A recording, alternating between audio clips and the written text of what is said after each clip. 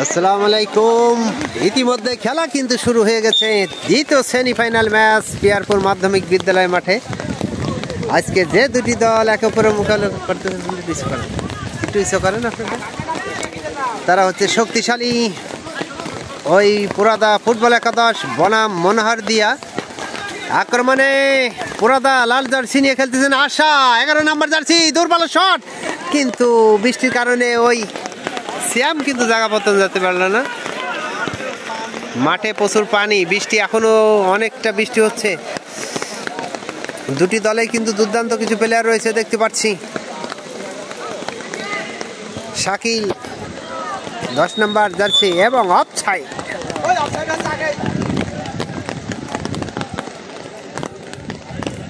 ছাতি ধরবো না মোবাইল ঠিক রাখা যায়, মুশকিল যে হারে বৃষ্টি হচ্ছে।